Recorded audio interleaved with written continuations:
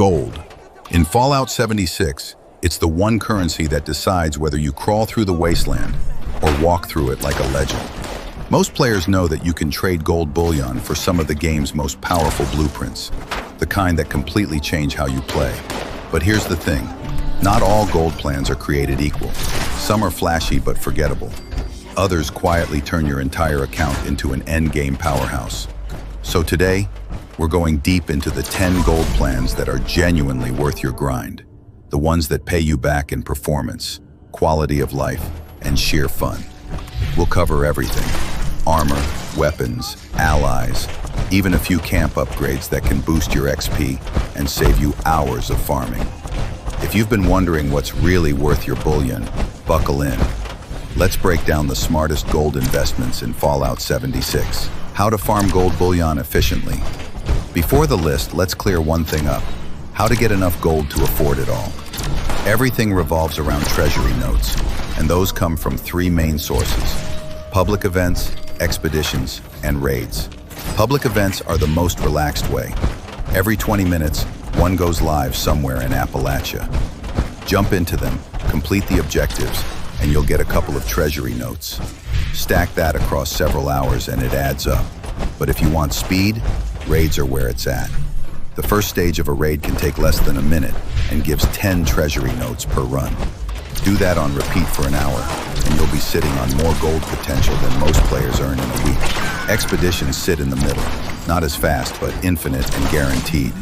Great for steady farming while still getting loot and XP. And don't forget Smiley at the Wayward. Once a week, you can buy 300 gold bullion from him for 1,800 caps. It's an easy top-up for your stash. Mix those methods and you'll never be short on bullion again. Number 10, Gauss Shotgun. We're starting strong with a weapon that's both loved and cursed, the Gauss Shotgun. It's been buffed, nerfed, patched, and repatched so many times that its reputation changes every season. But when it hits right, it melts. It's charge-based, firing a concentrated burst of electromagnetic devastation that can turn groups of enemies into chunks. For shotgun mains, it's still the gold standard, with mod flexibility that lets you run bloodied, anti-armor, or two-shot builds. Yes, shotguns have taken a beating in balance patches, but the Gauss Shotgun remains a monster when modded correctly. You can grab it from Samuel in Foundation for 500 gold, or wait for Minerva to bring it to her traveling sale at a discount. It's unpredictable in the patch cycle. That's why it opens the list at number 10. But when it's on, it's one of the most satisfying guns in the entire game. Number 9, Mechanical Derby Game. Number 9 moves us away from weapons and into your CAMP, because this little carnival-looking gadget quietly boosts your entire grind. The Mechanical Derby Game gives you a +2 intelligence buff for 30 minutes. That means faster XP gain, more efficient farming, and a permanent reason to visit your camp between events. You just walk up, play it once, and the buff activates. It's one of those, why didn't I get this sooner, upgrades. It's expensive early on, 1,250 gold bullion from Mortimer in the crater once you're cooperative with the raiders. But if you're already established, it's a must-have for every endgame base. Pair it with cranberry relish and lunchboxes before grinding West Tech or daily ops, and you'll watch your XP bar rocket. Number 8, Military-grade Cryo Freezer. If you've ever opened your inventory and groaned at stacks of spoiled food, this item will feel like a miracle. The military-grade Cryo Freezer stops your best consumables from spoiling. Up to 50 items can be stored indefinitely, meaning your cranberry relish, grilled radstag, or sweet mutfruit tea will stay perfect until you need them. Food buffs are powerful in 76, but managing freshness was always a chore. This solves it completely. Veterans swear by it because it saves farming time every single week.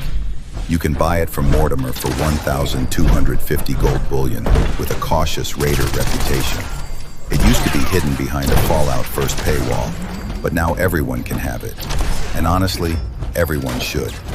It's the definition of quality of life. One of those upgrades you forget about until you log onto an alt without it and immediately miss it. At number 7, we've got 2 deceptively small upgrades that give enormous value: the Chemist and Grocer's backpack mods. The Chemist mod reduces the weight of all chems. The Grocer's does the same for food and drink. That may not sound exciting, but here's the trick. Using them frees a perk slot. Take off Traveling Pharmacy or Through Hiker, slap on a damage or defense card instead, and suddenly your build hits harder or survives longer. Both mods cost only 350 gold. You can grab the Chemist version from Mortimer and the Grocer's from Samuel, depending on which faction you sided with. They're cheap, universal, and make every build smoother. Even if you never touch heavy armor or legendary crafting, these little upgrades will pay off every single session. Number 6, the Cremator. Now we're heating things up, literally. The Cremator is Fallout 76's love letter to chaos. Imagine a flamer that launches fireballs, and you've got the idea. It's a heavy weapon that trades subtlety for spectacle. Every shot explodes in a fiery blast that clears mobs faster than almost anything in the game. It's ammo hungry, sure, but the payoff is pure destruction. Great for events like Radiation Rumble or Eviction Notice, where the screen fills with enemies and you just want to watch the world burn. Get it from Mortimer once you're allied with the Raiders for 750 gold. It's versatile too. Mod it for direct damage or lingering burn effects depending on your build. In a game full of recycled ballistic weapons, the Cremator feels fresh. It's fun, flashy, and powerful. Easily one of the most entertaining gold investments you can make. Number 5, the Plasma Caster. Cracking the top 5 is a weapon that's both elegant and brutal. The Plasma Caster. Think of it as a hybrid between a sniper and a heavy weapon. It fires slow, precise plasma bolts that hit like freight trains. Its biggest perk? Ammo efficiency.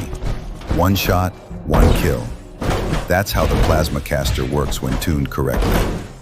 You'll even make back more plasma cartridges from drops than you spend firing. It can one-shot super mutants, two-shot scorch beasts, and make endgame farming a relaxed stroll. Grab it from Regs in Vault 79 for 750 gold once you finish the Wastelanders storyline. It's not just powerful, it's reliable. Every patch, every balance tweak, this thing stays good. If you like heavy weapons but hate running out of ammo, the Plasma Caster is your forever gun. Number 4, Gauss Minigun. Next up, the Gauss Minigun, the weapon that turns you into a walking Tesla coil. This beast fires magnetic projectiles at a ridiculous rate, tearing through bosses like they're made of paper. The sound, the recoil, the sheer impact, everything about it screams end game. It's not ammo friendly, but if you craft wisely, the trade-off is worth it. With the right perks, you can burn down Scorch Beast Queens and raid bosses without even breaking stride. You can get the plan and all its mods from Mortimer, or occasionally Minerva, for 750 gold. For heavy gun mains, this is the gold weapon. Every serious raider has one, and if you don't yet, this is your sign to fix that. Number 3, T65 Power Armor. Number 3 brings the conversation from damage to defense. The T65 Power Armor is the tankiest, most balanced armor set in the entire game, and it's been the benchmark since day one. It provides absurd damage resistance, energy resistance, and radiation protection. Once you're inside it, you can practically ignore stim packs. It lets you shift your perks toward offense because survivability is already maxed. You can buy the full set and all its mods from Regs in Vault 79 for about 6,900 gold. That's steep, but you're buying permanent safety. And if you want to push it further, add the Calibrated Shocks mod to increase carry weight and never worry about encumbrance again. The T65 is what separates glass cannon builds from true endgame monsters. Once you have it, you'll wonder how you ever played without it. Honorable mentions. Before we climb into the final 2, let's give a shout out to 2 plans that nearly made the list. First, Leo Petrov, the ally from Samuel in Foundation. Give him a Nuka-Cola Cranberry and he'll reward you with a 5% XP boost that stacks with everything else. Food buffs, lunchboxes, derby game, you name it. He's quiet, not much of a talker, but that passive XP bonus makes him a must-have for power leveling or season grinding. Cost, 4,000 gold bullion. Second, the auto miner Collectron. It mines ores like lead, copper, and steel while you're off adventuring. If you craft your own ammo, and you should, this bot pays for itself in days. Available from Samuel for 1,250 gold bullion with a cautious settler reputation. Not flashy, but endlessly practical. All right, now we're into the elite tier. Number 2, Secret Service Armor.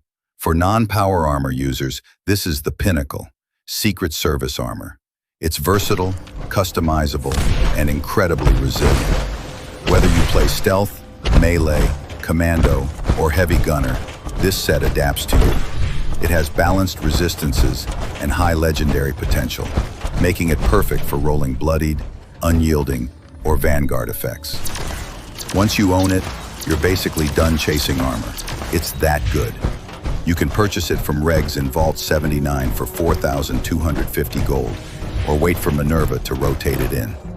Secret Service Armor isn't just gear, it's insurance.